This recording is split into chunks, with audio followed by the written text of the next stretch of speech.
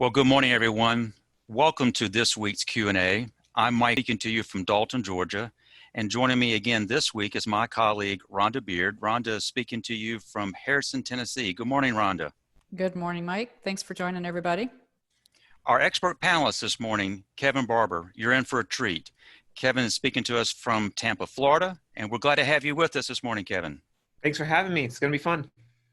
To give the folks who have not been with us before a little bit of an idea of what we're all about today, this is a Q&A session. We started this 10 weeks ago, so this makes this our 10th webinar, and the whole purpose is to bring people together to learn from each other as we deal with what COVID has thrown our way, some of which we could anticipate, much of which we could not. But this is a Q&A session, and therefore what we'd like you to know is the questions you ask, we're going to do everything we can to get those questions asked while we're together live this morning. If you have a question, please go to the chat box. Note that in the chat box, and I'll be monitoring that throughout our time here, and we're going to do everything we can to get the questions you have for either Rhonda or Kevin answered while we're together. As become our custom, everybody who has registered will be getting a follow-up email from us, and included in that email will be a recording of what we're doing together this morning. It will also include some resources that Kevin will be provided, and it will also give you a sense of how you would register for the next webinar, which is scheduled for next Thursday. We are in for a treat. We're going to do this in two parts. Part one, we're going to ask Kevin to kind of weigh in on what we believe is the kind of questions that business owners are asking. When we move from Kevin, we're going to ask Rhonda to pick up and speak to HR related issues that we're hearing from our clients, and we hope the kinds of topics we'll be talking about this morning. In particular, what we're going to be talking about is how do we manage a remote workforce, and what are the workers' comp implications in doing so? That being said, one of the reasons I was very interested in inviting Kevin to join us this morning is that he and his team at Lean Labs have been working remotely since day one.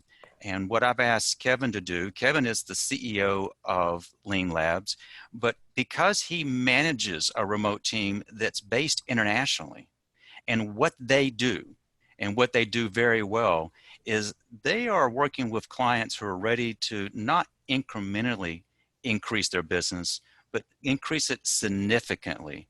And the approach that his firm takes is one I think you'd be very interested in learning more about. Kevin, we're glad you're with us. If you would, share for those who are listening in a little bit about who you are and what Lean Labs do. Sure. So my name is Kevin Barber. Thank you for having me. Thanks for being open to listening to some of the ideas I'll have for you today.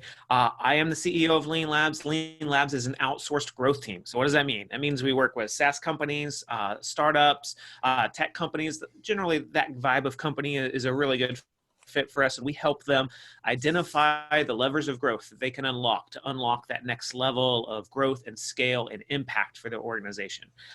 We do that through a methodology that really is focused on realizing that all of our messaging and all of our marketing and all of that stuff is really not about us. It's about them. It's about the customer that we're trying to serve. So we really create customer-centric messaging, customer-centric websites, customer-centric buyer journeys, and we recognize that no one really cares that much about us, especially for in the beginning. They really only care about solving their problem, getting what they need, and we make that pivot with our clients, and it's quite effective.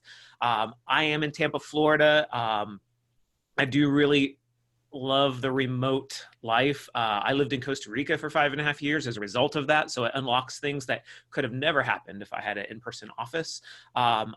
We have team members in Europe. We have team members in Canada. We, at one point, were in 5 different countries. I think we're down to 4 right now. Anyways, that has been a great gift. We're the only agency that I know of with a gang sign, so Lean Labs, and that's probably about everything you need to know. Well, actually, I hope you'll be willing to share even more than that. Just for the benefit of those who are tuning in, I was introduced to you and Lean Labs from our friends at Sparkative, and not to say that their endorsement is not enough, but when I also learned that you are a HubSpot Platinum Partner, I think that's a correct term. For those who don't know HubSpot, if you want to do digital marketing right, HubSpot's the kind of company that we have found works very, very well. Can I ask a little more about that? Am I correct? Were you one of the early organizations recognized by HubSpot for what you all do at Lean Labs? So we became a HubSpot partner in 2013. And so it's not that early, seeing as how HubSpot's partner program, I believe, opened in either 2009 or 2011. So I wouldn't say I was the first adopter by any stretch. We came in as a WordPress shop. We were building websites on WordPress in 2013 because they were launching the new, at that time it was called COS, Content Optimization System. So what is kind of cool is I believe they reached out to us, and we did some blogging and stuff, and it was a major lift for our business right out of the gate working with HubSpot, which is awesome. Getting the opportunity to blog on their blog, which is still the #1 business blog in my opinion. So. Well, my sense is if you want to work with standard bearers, work with HubSpot, work with Lean Labs. And just to remind Kevin and the people who are listening in, what brought us together 10 weeks ago, this being our 10th webinar, is how are we going to respond to COVID? And at the early stages, what we were hearing from business owners is that we're not sure how to market. We're not even sure if we should be marketing in this time frame. And that was one of the first questions I would like to kind of ask of you. And that is, as an expert on this, why is website and marketing your business right now so important? Right. So I have a philosophy or belief on that. I'll just share it real quickly. So a lot of people, when they talk to me about building a website, or I just talk to them in general about business, I ask them about their competitive advantage and what's going to help them win. Like, where do you sit in the market? Are you a leader? Are you a challenger, meaning you're number 2? Are you kind of unknown and looking to increase that? And oftentimes, I mean, there's only one leader and kind of one challenger. So oftentimes they're not in one of those positions, right? And they're looking to build up their growth. And the question that I often ask is, what is it that's going to make you win? What's going to make you win? It's part of the interview process to become one of my clients. And the most common answer is we have a better value, or we've been in business longer, or we have more experts, or we have better support. Those are the most common answers. This is how we're different. This is why we're better. This is how we're going to win. And the lesson that I have for them and for you is that is not going to work, because that's what everybody says. That is not a marketing strategy. In fact, I go so far to say that is not why they choose you. That is why they keep you. Because before that, all of those things are just words that everyone says, so it has no meaning and no impact for the client. But once they experience it, and it is true, that's why they'll keep you. So it's a retention strategy. It is not a growth strategy. So there's actually no relationship between being good and getting paid at all. There's a great relationship between being good at customer acquisition and getting paid. And having a great product and great support and great experts and a great value is all the reasons that they will keep you and recommend you. And you've probably been doing well enough on referrals because you're good. But if you want to go out to the cold market and bring new people to you, that is the message that proliferates the internet, and they're just going to put you in the same box as everyone else saying the same thing. You stress the importance of kind of differentiating there. Would you describe your approach to business? You're trying to not just grow, you're trying to work with clients that are ready to grow significantly. Can you elaborate a little bit about why that's your business model? Sure. So it's because growing incrementally, everyone has desires to have tremendous growth for a minimal budget. In fact, sometimes to the point of insanity. So like, okay, I'm going to overtake my competition in the next 2 years, but I'm going to do it with 1/10 of the background of data, and maybe 1/100th, and 1/10 of the budget, and 1/10 of the team. And we're going to go out there on a, and just announce our product, and people will love it. And that just means that we're too excited about our own stuff. You know what I mean? Because the market is not going to see it that way, you know? So one of the things that I want to do is, if I'm going to spend, you know, my time and my team's time and even my customers' time working on a strategy, I don't want to do it for incremental gain. If you want an incremental gain, work on your retention and referral strategy. If you can retain clients longer and get more referrals and just work on that alone. Do you have like most people are like, oh, we get referrals. Great. Do you have a referral system? Put a referral system in place. That should be able to get you to double your referrals right there. And you can get a great incremental gain. I don't want an incremental gain. I want to add a zero. So I don't want to make an incremental shift. I want to make a monumental shift. And in order for that to happen, we're going to have to really work on positioning. We're going to have to really have a brand narrative. We're going to have a message that grabs people's attention and holds people's attention long enough for you to be able to truly represent something that is different to the customer in the market. You know, Kev, you raise an interesting observation here, and that is, at least what we have been seeing from clients is a tendency to kind of withdraw from a business development standpoint during COVID, to almost kind of hunker down, to kind of take the position, maybe it's bad form to be out marketing during this time of uncertainty. Are you seeing COVID not as a time to hunker down, but to really lean into, pardon the use of your term, lean lads? But do you see COVID as an opportunity for the folks who are with us this morning that we might not be looking at it that way? Sure. So in this time, oftentimes you're going to realize that clients are more cash strapped than ever. They're more budget conscious than ever, and they are in more need than ever. So I'm going to issue a call to you. Does that make sense? Sure. Is what you have good? Does it help people? Is it valuable today?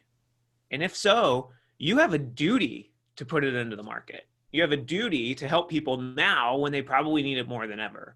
Like, that is your duty. That is your job. If what you have is truly differentiated and it's truly better and it's truly going to help people get a better impact than just going next door to the competitor's shop, then it is your job. It's your duty. Like, help the economy get back on track by getting your product into the market.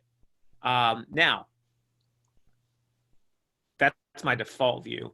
In this time, in addition to that, you may need to focus on expansion more than profit maximization.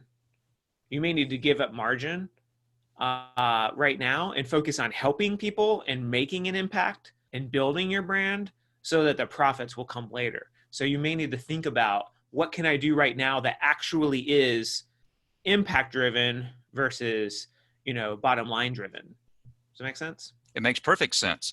And as you explain that to clients or potential clients, are they getting it, or are you having to kind of repeat it a variety of ways until they get it? Yeah, so I would generally say anytime everyone's starting in a different place and everyone has a different perspective. And, what's super great about my world is I get to teach what I know to agencies or at companies that I'm working with and startups and CEOs, and I get to learn from them at the same time. So I feel like I'm on an accelerated track all the time, right? And so everyone's starting in a different place. And, I would say that by and large, most everyone I'm speaking with aligns with this. Yes. How do I get out there and make a bigger impact right now that's going to build my brand, that's going to build equity? I'm going to be remembered as the company that was out there doing something, taking action right now. People are looking to either conserve, optimize, or innovate. But the thing that's mainly changed is they need to do it now. There's a real emphasis on not a 3-year strategy. There's a 3-month strategy or a 3-week strategy or a 3-day strategy. So you might as well go ahead and align your messaging with it, because that's how people are thinking. That being said, when you go online, if you are building a website and you want to see what do our competitors do, at least in my experience, it seems like everybody's website looks essentially the same. And the question is, well, if your products and services are really different, your website should reflect that.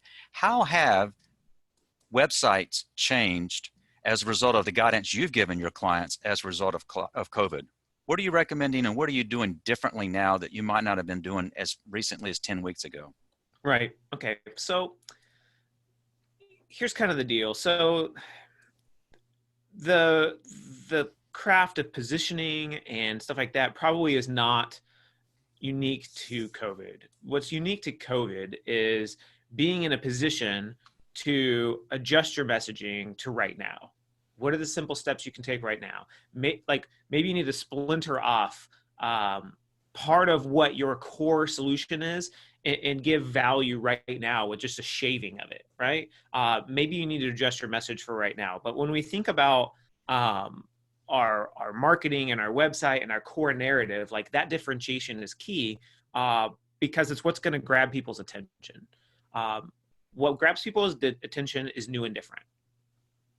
So if you're just putting your product out there, placing it on your website, placing it in Facebook, placing it in Google Ads, demonstrating your product and promoting it and putting a great price on it, that is kind of like, in my opinion, kind of pre-internet approach to, driving growth. And whether that's a product or a service, a solution, it doesn't even matter.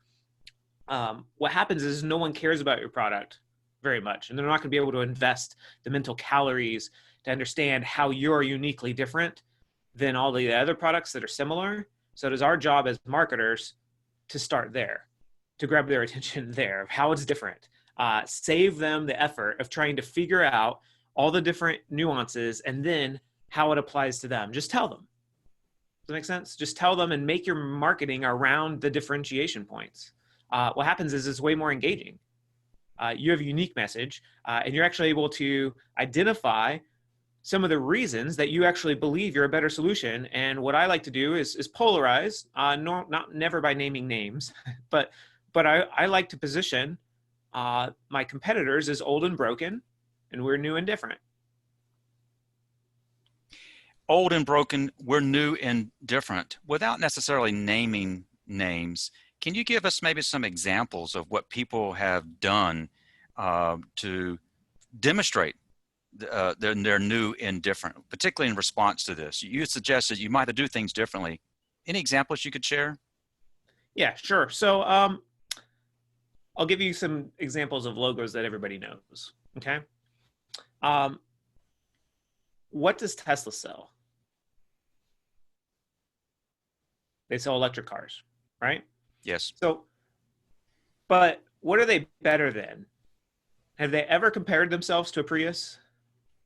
Even No. one time? They're like, oh, I got a new better car for you, right?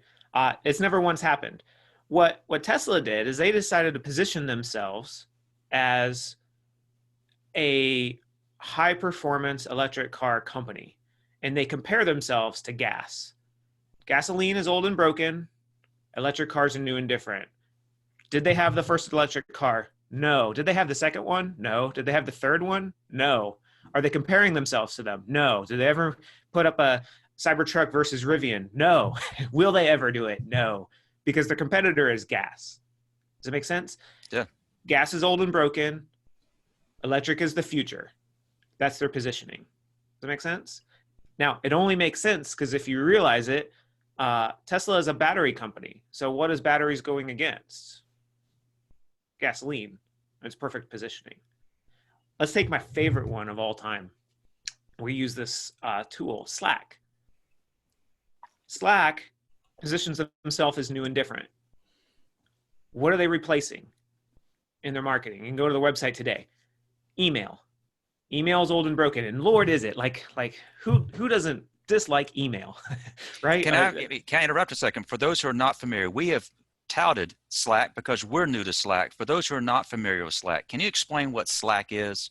Sure. Slack is an online collaboration tool based upon having teams be able to set up channels and send simple messages, chat messages to their team members. And it's a simple, easy way. Think of it as like text messaging for your business in an application that's simple. Oh, that's very, very well said. It sounds like you wrote marketing copy for them. I interrupted what you were trying to describe. You're differentiating Slack from email. Slack differentiates themselves from email. They're saying email is old and broken, and Slack is new and different. Okay. Slack is this new online application-based, private, recorded, easy to work with, and you get emojis. I mean, who doesn't want that, right? You get emojis. So it's new and different. But You use Slack. You use Slack with Lean Labs, I trust. Yeah, we use Slack.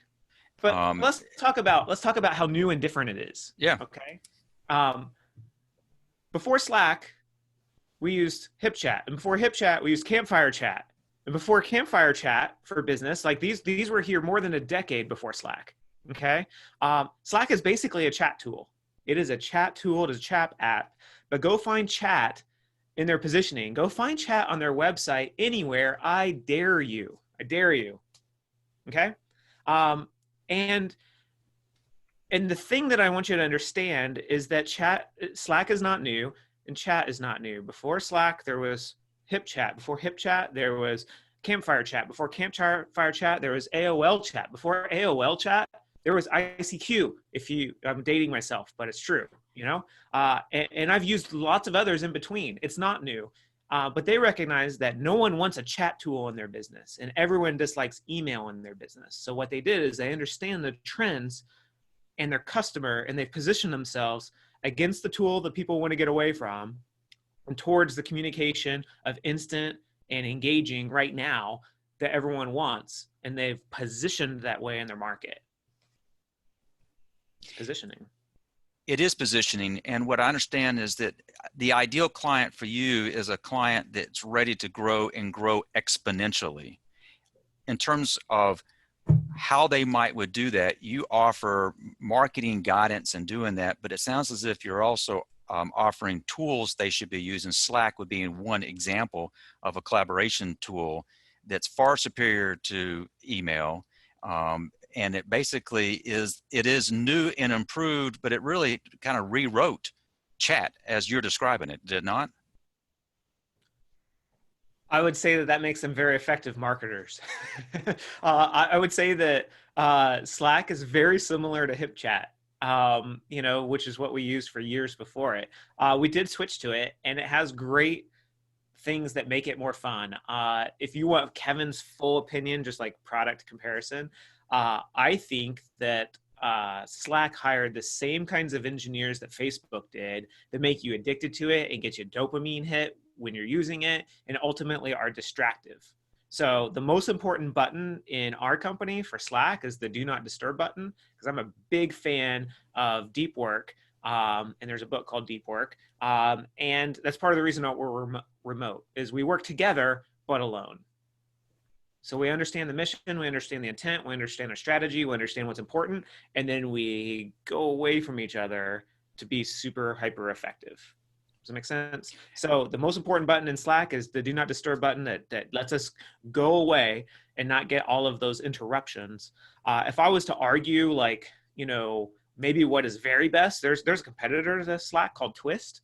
And Twist it's way more asynchronous, AKA it's not constantly trying to prompt you to chat right now, but it's leaving messages for when people can pick them up. And if you do need to push them a right now message, you certainly can.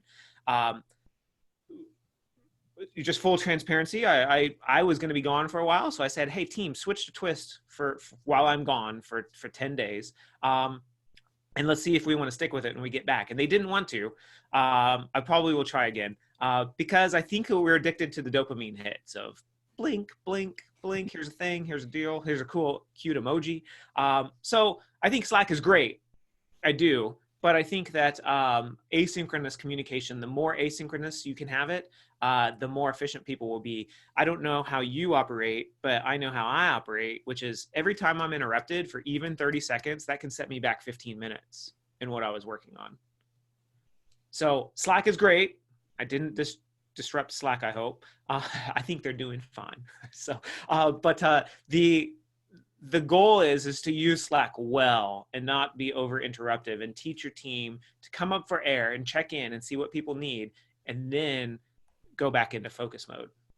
So Kevin, you give us an example. Your business has worked remotely from pretty much the beginning, and you've mentioned a few tools that you use internally to keep the team connected, but you said perhaps the most important feature on the Slack is the do not disturb.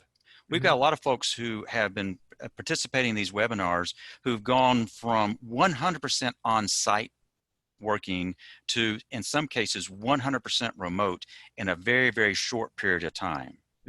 Any guidance you would have for organizations that have to immediately go to remote, and in some cases, they are now trying to go back to the old way and they're getting pushback from the employees who like the new way. Any comments on that? Right. So, okay, full transparency. I may not be your best candidate for this because, like, when I have friends, I'm in a couple mastermind groups, and some of them have full in-person buildings, and they're like, how do you get anything done? And I'm like, how do you get anything done? So, like, we might be looking at this from totally different perspectives, to where I may be so ingrained in how it works remotely that is to not be able to be that helpful. But here's basically the deal. If you want to, I look at, working remotely as one, it has to be for someone who is motivated. So only 30% of the market is ambitious. The rest are just escaping pain, and they get to a level of comfort and they stay there. I think that ambitious people are going to do tremendously well working remotely. And then other people may need to be managed working remotely with at least maybe a morning check-in call and an end-of-day check-in call. Think about it as running a stand-up. You can kind of Google a stand-up huddle. That's where the department or the team, normally the size of a group that you can feed with 2 pizzas, will get together. They will stand up like I'm standing right now, and they will state their intentions for the day. Okay. What am I going to do? And is anything blocking me from getting it done? 10 minutes out, working, accomplishing. End of the day, 10 minutes. What got done? So I get to complete my commitment. And then tomorrow, what do I intend to do? And then that gives leaders understanding to go, well, I actually need this from you, or I need that. And then it gives an opportunity to align.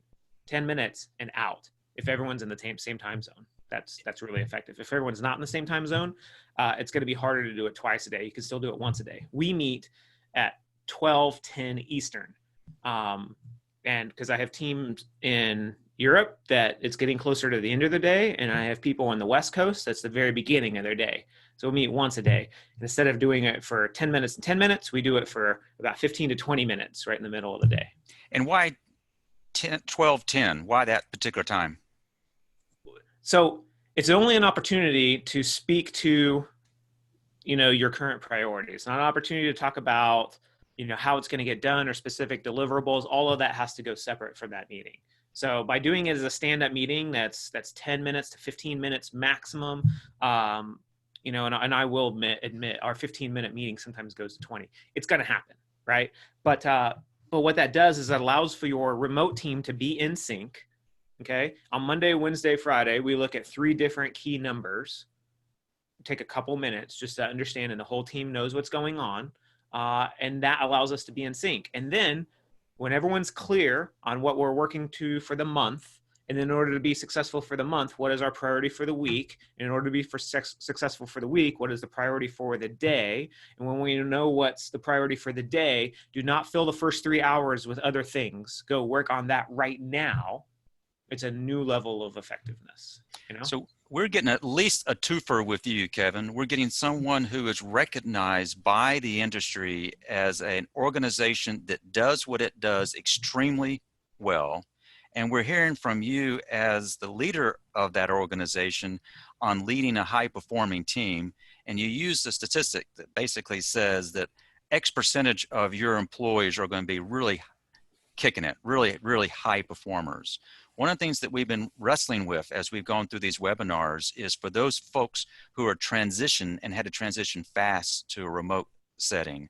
But for those who are self-motivated, self-driven, how do you, as the CEO of Lean Labs, encourage some sense of work-life balance for members of your team? Right. Okay, so this is where I might be slightly out of touch with the in-office members. So I think that remote is the path to that, right? So one of the best developers that I've worked with, every day from 12 to 12:50, he gardens because he's at home. He walks outside. He likes it. It's fun. He's also kind of like a robot. So like he works from 8 to 12. And boy, if he doesn't sign off between 11:57 and 12:01, like something's wrong, you know? And he goes and he does this thing that he enjoys. And then he comes back and he works from 1 to 4. And boy, if he's not wrapped up by 4:07, something's wrong, you know? And it's super effective and super productive. And in each of those blocks, he has a very focused intent of what he wants to get done. And he gets it done. And he just does that by not doing anything else. And I don't think you can do that in an office. Interesting. So like, I think Deep Work by Cal Newport is a fantastic book. It just focuses on how people work. And it's a way to think about how to get the best out of yourself. Now, I could possibly be the biggest disruptor within my organization. In fact, I don't think anyone in my company would throw a thing at that because I talk through my challenges. I'm a talker outer, you know? So if you're an introvert, oh, this is great. I get to actually think without being disrupted. But if you're a talker outer, you're going to need someone to talk to. So, you know, that's where we use like Slack calls, where you can actually call someone on Slack if their showing is available. Or I just put in a ping in our HQ room and I just say, does anyone have a minute to help me flush out this thing? And I try to say what it is so they have an idea of whether they think they can actually help me. And generally, I'll get a volunteer. And if not, and I really need it, I'll call on someone. I'll put it on the calendar. I had to put 30 minutes on your calendar near the end of the day to unblock me, you know? I will go ahead and say I'm the bigger disruptor because I'm a talker outer. Well, I share the same tendency. I am a talker outer as well. And I really would like, if you don't mind, I appreciate you willing to kind of stick with this. I think you're going to be able to contribute here in a few minutes. I've asked Rhonda to speak to something that we're just now starting to realize is a new challenge for employers. And that is, in many cases, they had to shift a large percentage of their employees to be working remote. But the same rules that apply at work apply at home when it comes to workers' compensation. And that is a kind of a specialized topic I'd like to spend a few minutes with Rhonda on. And if you're okay with this, Kevin, I'd like to come back to you and see if we can kind of back and forth between you and Rhonda on some things that might kind of emerge from that. Rhonda, we're glad you're with us. I'm going to see if I can advance to our next slide. Before we came together, we asked some folks, do you have any questions? And those questions have been coming to us in the form of email. So if you did not realize, if you have a question that you want us to try to address in an upcoming webinar, drop us a note and let us know. And that is one reason why we're covering this topic here. But the whole notion of workers' comp, put it in proper context. Rhonda, share with the folks who don't know you a little about your background and what you do with Bench Builders. Okay, thanks, Mike. Well, I've been with Bench Builders just about a year now and joined Mike, who I've known for years in an industry and work that I really enjoy doing. I have an HR background. I've been in the human resources profession for over 20 years, primarily in manufacturing, but also in logistics, transportation, and banking. And what I really love doing is helping other companies with some of their challenges and HR needs, which this gives me a chance to do, and training. So we do an awful lot of management training, and a lot of that is on halt right now, other than some online training, but it does give us more of an opportunity to help a lot of companies through some challenges that they're having right now. And the whole topic of work injuries and workers' comp came up from someone on our webinar last week, and it was a great question that we haven't talked about yet, and I think is going to become more prevalent and more of a challenge, again, as we have a lot of people working from home. So just a few kind of basic rules and then some tips for maybe what you can do as a company to help minimize the risk that people have when they're working from home and you can't see them or necessarily control their work environment. So first of all companies are responsible for providing a safe place for people to work. And of course, if someone's working at home, again, it's difficult to control that. But from a workers' comp standpoint, if someone is injured at work, the company is liable. And that doesn't matter whether they're working in your office, at another site, or at home.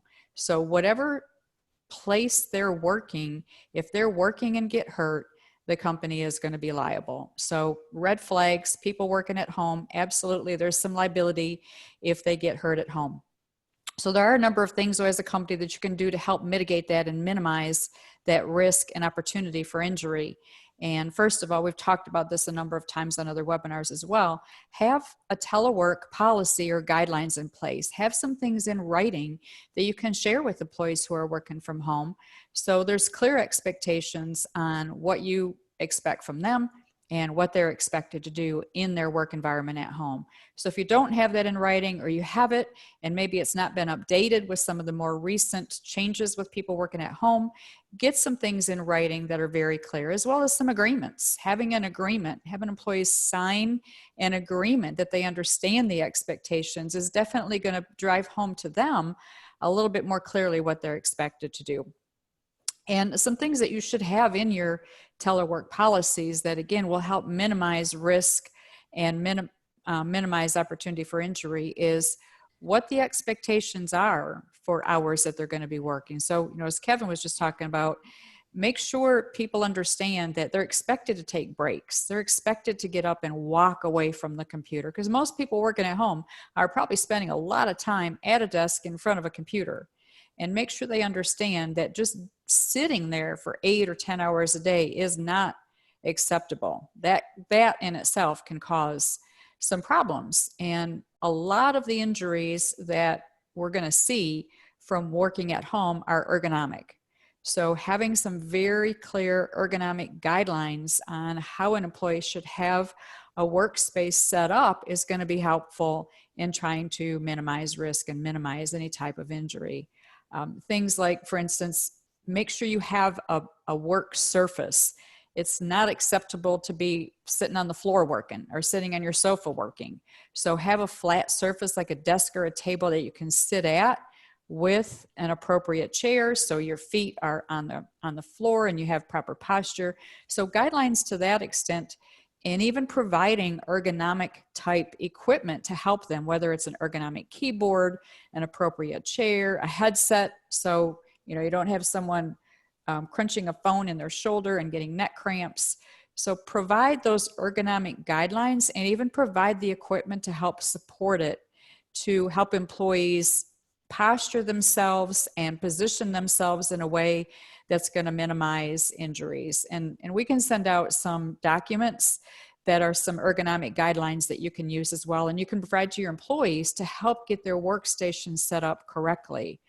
Also, make sure that they understand cords. I mean, there's a trip hazard. If you've got cords running across your chair, running across your desk, you're getting up and stepping over cords, that's going to be probably a pretty prevalent potential injury. So pay particular attention to guidelines you provide on cords and workspace and ergonomic type issues. But having those guidelines in place will definitely help to explain to employees that they're responsible for setting up a safe workspace at home. They're responsible for making sure that they follow all the same safety guidelines as if they were in an office. And do a site check. Now, obviously, you can't go to people's homes, but everybody has some sort of video capability. So ask employees to put you on video and let you see what space they're working from so that you can critique it per se, or even help them to get it set up and make suggestions on how they might set it up more safely so that they are minimizing injuries. So, if you have the opportunity to do that, try to, for people that are working at home on an extended basis, get an opportunity to take a look at their workspace so that you can see where they're working from and give some guidance and critique on how they can set it up even safer if you see some potential issues with that. So Rhonda, you bring up a topic that, Kevin, a lot of our clients have had to quickly transition to remote work for a bulk of their employees, whereas you and your team have been doing it for a long time. Curiously, have you ever had a workers' comp claim within your organization? So no, I have not had a workers' comp claim, but I would support everything Rhonda is saying in terms of you have to have a dedicated workspace. It's absolutely essential. So you just have to figure it out. And it can be a desk in your bedroom, against a window or a wall or in the closet. It doesn't matter. But you have to have a dedicated workspace. If I was trying to work from my couch, or I was trying to work from my kitchen table where there's other people in the home moving here and there, can we just give up now? Can we just give up now and throw in the towel? It's just recognize that we're going to have to make a better adaptation than that. Does it make sense? Now, if you're the only one in the home, I think that has a tremendous chance of working. But if you're having to tear down and set up your workspace every single day and it's more than like a laptop, I'm concerned that that's not going to be hyper effective. One of the things I do is part of the application process is we're on the phone and I say, hey, I'd like you to take out your phone and like you take a snapshot of your workspace and send it to me as it is. And I need it in the next 10 minutes. So this is not an opportunity to go get a Instagrammable picture. I just want to see how you're working. And it tells me a lot about the person. Oh, very interesting. Rhonda, you mentioned workers' comp, but we talked kind of in general terms. Most of the folks on this call know that workers' comp typically is managed at the state level, and the rules change from state to state. And we've got a number of states represented with the folks registered for this webinar. But as a general rule, what would you say would be the kinds of injuries that could take place that what we refer to as being compensable? What might, and this came up in the form of a question we got before the webinar, what might be some examples of injuries that might occur while working that would fall under our understanding of what workers' comp would cover? Well, again, I think the most common that you're going to find are ergonomic type injuries. So back strain, neck strain, carpal tunnel, anything muscular, tendon related that can be from the way you position yourself or the way you're sitting or standing or moving around in your workspace. Something else to encourage people to do is set up the workspace so that they're not having to reach or turn or twist to get things, to get the phone. So again, ergonomical type advice is really going to help a lot of those strains. Trips, slips, probably most common again. So just to give a few examples, for instance, if someone gets up from their desk and trips over a cord and falls and breaks their leg, that is a compensable work-related injury. So again, because they didn't have their workspace set up safely, that's a problem, but they still got injured in the course of doing their job. So that is something that would be a workers' comp claim. Let's say someone slips on some water in the kitchen while they're getting their lunch. Well, they're not working. So if it's technically lunchtime and they slip in something in their home, that probably isn't going to be workers' comp. But again, that's why you want to have a designated workspace.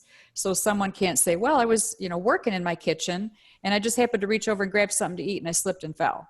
So have a designated workspace so that anything that would happen outside of that space probably is not going to be work related unless they're, going to get things for work or having to move to another area to do something. So anything that happens outside of the workspace, and if they're not technically working, probably is going to be hard pressed to be a work comp injury. But anything that happens while they're doing their job in their home can definitely be workers' comp and should be recorded and filed, at least. Even if there's question about it, record it and file it so that you make sure that you are covered in the event that it is something covered under workers' comp. Kevin, you made an observation that in the interview process up front, you asked the applicant to quickly send a picture of their workspace. The assumption here is that's not necessary for workers' comp purposes, but you're trying to see the environment in which they choose to operate. Is that kind of the reason you ask them to do that? Yeah, it tells me a lot about how they approach their work. So most people that I hire have worked from home before, so they have a space, and it's a prerequisite to have a space. If I can throw in this note, and I don't know if it's constructive because I'm really out of my depth in terms of HR for larger organizations, but I will point out that we passively rehire our team every single day. And what do you mean by that? We're rehiring them every single day, and every single day they rehire themselves into the organization that they're in. passively or actively, right? So like we need to be setting up the environment for which people want to rehire themselves, and we want to rehire them every single day, even if we don't have a meeting about it. Does that make sense? So like in my company, we give the opportunity for everyone in it to have a stand desk. So everyone has the opportunity to go up or down and actually change their seating position all day long. I'm not an ergonomics expert, but I know that if I didn't have that, I would be not as good. So being able to stand up for meetings makes you better in meetings. It makes meetings less long, and it allows you to present better. And then when you need to type something quite long, being able to sit down at a computer that's at the right height because your desk is able to be adjusted, in my opinion, is a great asset. So anyone doing that for a while, I would be looking for how to get a stand desk. And stand desks are range in price, but they start at just a couple $100. This is not tremendously prohibitive. Kevin, you're not in any way out of your depth. You're basically reinforcing the kinds of things we've been trying to get across for the last 10 weeks and beyond.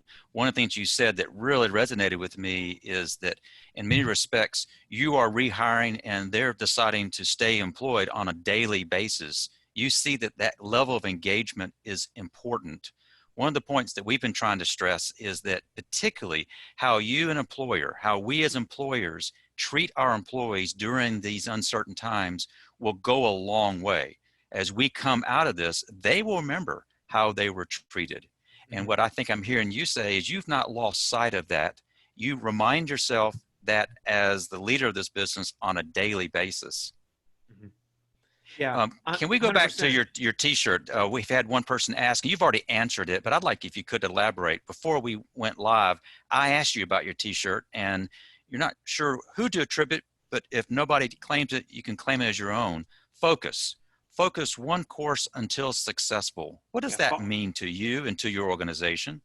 Yeah, so follow one course until successful. A lot of times what we do is we get distracted by all of the urgency.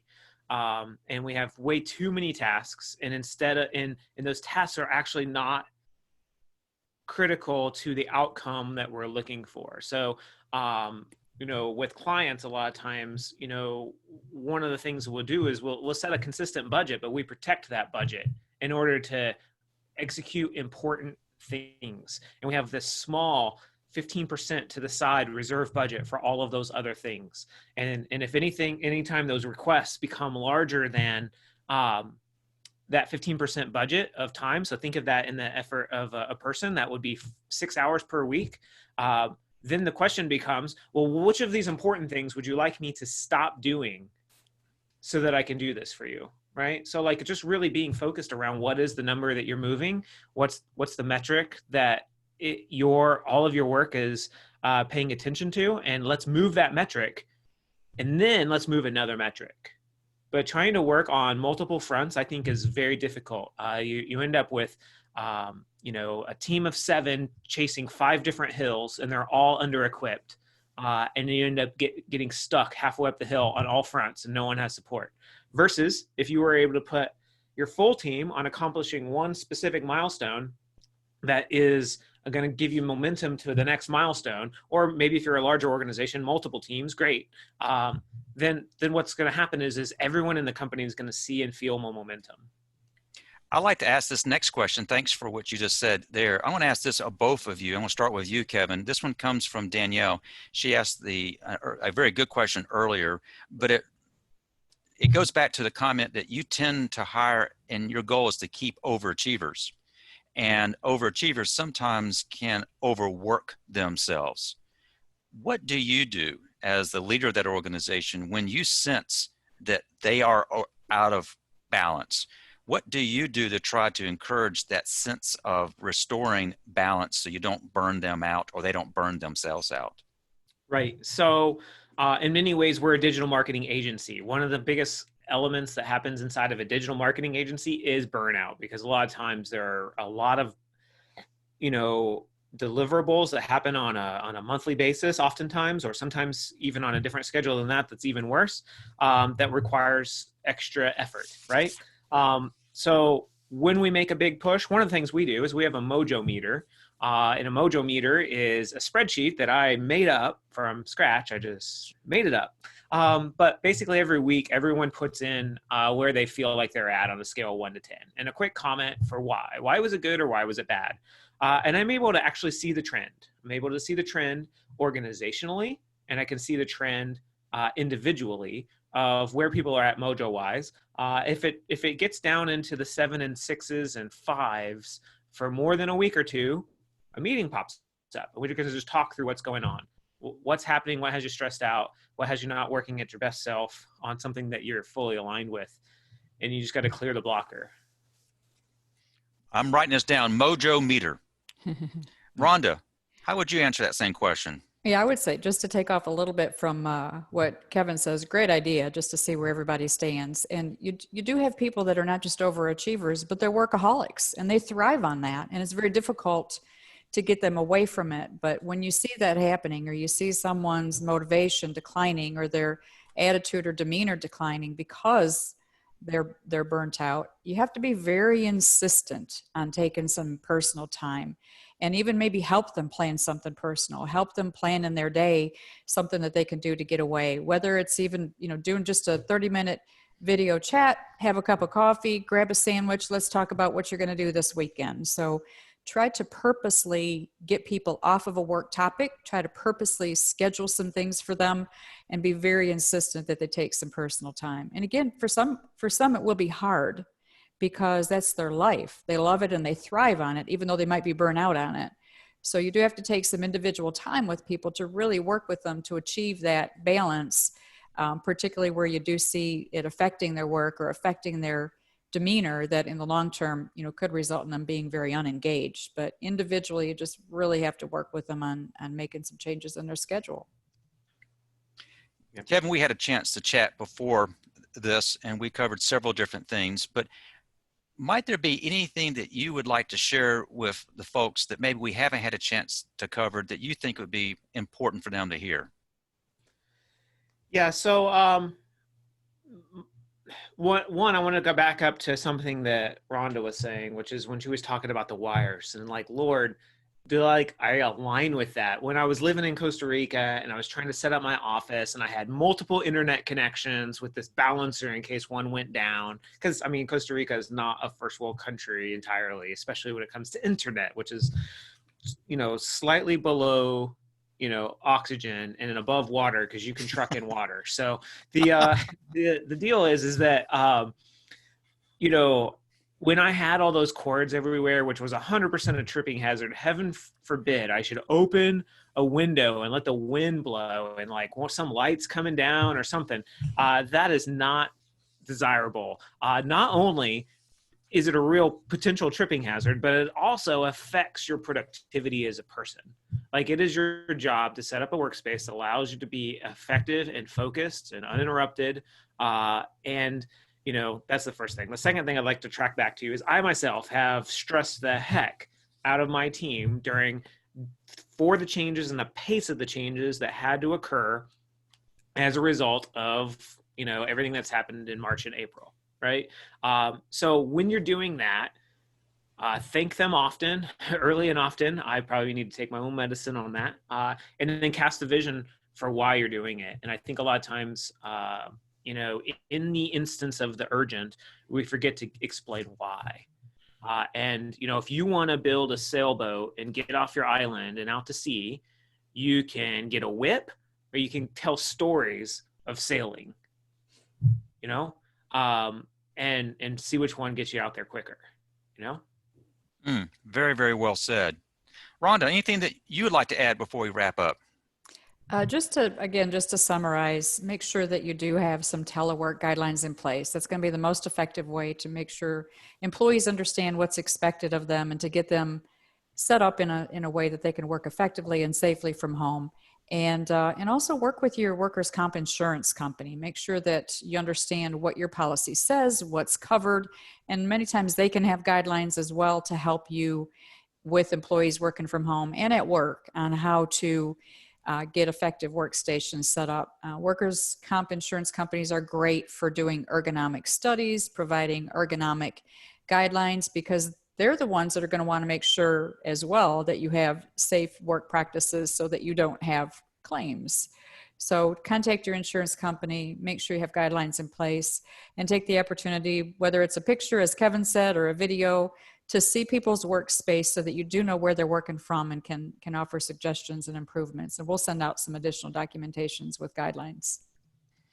Kevin, this has been a real treat. I can't believe that we're about out of time. I see that you just added to that another notion, and that is how to keep people motivated, to keep that mojo meter high. Victory lunch. Yeah, two things if I can throw them out. One, every Monday we start off with what did we do that was fun this weekend, and that's the first 4 minutes, first 5 minutes for the size of our team. Okay. Second thing is we're setting goals, and when we hit those goals, we have victory lunches, even remotely. You just order it in Uber Eats from wherever you like, and we just hop on and have a chat about how things are going, just to remember that we got to be human. So, so we set up some victory lunches when we're hitting some goals. Great idea. For the benefit of those who have tuned in, this has become a weekly webinar. It's a Q&A session, and we're very happy to welcome both Jeff Rosen and Annette Griffin next week. They are with Totem. Matter of fact, I think Jeff is actually on the webinar this morning with us, but we're going to kind of shift the conversation a little bit to another major challenge that business owners and HR folks have, and that is healthcare and healthcare cost. What in the world can and should we be doing as employers to take care of our employees the way they actually deserve? So you'll be getting an email invitation to that webinar early in the week. Also, just to remind those folks who have registered, and that is, we've covered some topics that I hope you have found of benefit, but you may have questions that you would like to ask of Rhonda or me. And what we've committed is, if you've taken the time this morning to be with us, we appreciate it. You have other things competing for your time, but if you've got questions that you would like some one-on-one time with us, we have committed ourselves to dedicate up to 2 hours if needed to do a deep dive to try to answer the questions that you would have. Our goal is to be a resource to you, to be helpful. How can we all come together, learn from each other, and come out on the other side of COVID much, much stronger? Rhonda, as always, I've enjoyed spending time with you this morning. Kevin, you have been a true delight. You are not only an expert on digital marketing, and I didn't mention to the folks to find Kevin, and this will be in the follow-up packet. It's lean-labs.com, lean-labs.com. I think you will enjoy his website. You will particularly benefit from the many resources that are available. Kevin, thank you so much for being with us this morning. Thanks, Absolutely. Kevin. Thanks for Really having me. enjoyed. It's been a lot of fun. Yeah, we enjoyed your insights. Great tips. We appreciate it, Kevin. I appreciate it. Thank you, guys. For everybody who's been with us this morning, thank you for tuning in. I hope this has been a benefit to you, and go into the rest of this week and this weekend, be safe. And let me encourage you, on behalf of Bench Builders, on behalf of Lean Labs, be safe and stay informed. Goodbye, everybody. Thanks, Mike. Thanks, everyone. Have a great day.